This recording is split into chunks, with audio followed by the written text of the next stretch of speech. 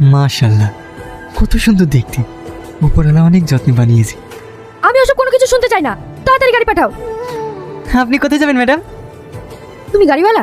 না, আমি আচারওয়ালা, আচার বিক্রি করি। ওই সামনের বস্তিতেই থাকি। তাহলে আমি কোথায় যাবো তুমি জিজ্ঞেস করছো কেন? মানে এই একটু হেঁটে গেলে সামনে বাস স্ট্যান্ড। কি? হ্যাঁ ম্যাডাম। আমি এতগুলো লাগেজ নিয়ে হেঁটে যাবো? আপনি কোনো চিন্তা করেন না ম্যাডাম, এগুলো আমি নিয়ে যাচ্ছি। আপনি শুধু একটু কষ্ট করে হেঁটে চলেন। বুঝতে পারছি ম্যাডাম, আপনারা অনেক বড় লোক মানুষ, গাড়ি ছাড়া চলেনি না। কিন্তু আমি সব জায়গায় পায়ে হেঁটে ব্যবসা করি বেড়াই। আপনি বাইরে থাকেন? হ্যাঁ, আমি বিদেশেই পড়াশোনা করি। একটা কথা বলবো ম্যাডাম? বলো। আপনি কিন্তু অনেক সুন্দর, একদম অপসুরা। আল্লাহ তাআলা আপনাকে অনেক যত্নে বানিয়েছে। কি? তুমি একটা পাগল। হ্যাঁ ম্যাডাম, সবাই বলে।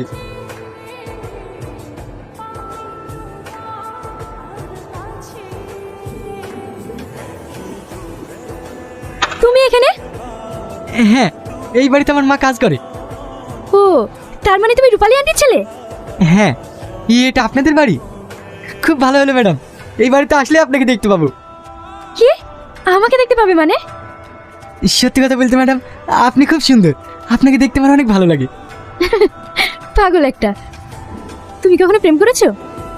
না না ম্যাডাম, এই প্রথম আপনাকে। কি? কিছু না ম্যাডাম। তুই না?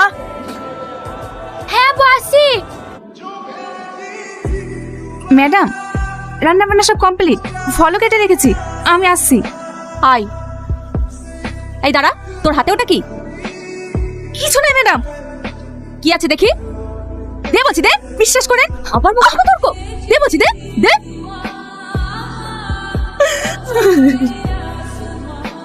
তুমি খালি খালি আন্টির গায়ে হাত তুললে। কি নিয়ে যাচ্ছিল? এগুলো তো সব নোংরা জিনিস। আন্টি, আপনি বা এগুলো নিয়ে গিয়ে কি করবেন? সেগুলোর মধ্যে কিছু কিছু জিনিস ভালো ছিল, সেগুলো বেছে নিয়ে মা ছেলে খেতাম। সত্যিই তুমি পারো। তুই বেশি বকিস তো। তুই এদেরকে চিনিস না, এরা কাজের ফাঁকে অনেক কিছু চুরি করে নিয়ে যায়। এরা গরিব, দামি দামি জিনিস দেখলে লোভ সামলাতে পারে না। বয়স হয়ে যাচ্ছে, তবুও তোমাদের ব্যবহার চেঞ্জ হবে না।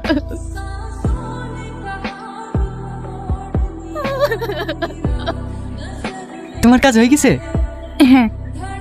কি হয়েছে মা, তুমি কাঁদছো কেন? তোমার শরীর খারাপ করছে? না, চ। আজ বেশি মাল বিক্রি হয়নি মা, ভেবেছিলাম ব্যবসায় একটু লাভ হলে তোমাকে একটা ভালো শাড়ি কিনে দেবো, সেটা আর হবে না। আমাদের আবার ভালো শাড়ি, তোকেও তো কিছু ভাবতে হবে না, চ।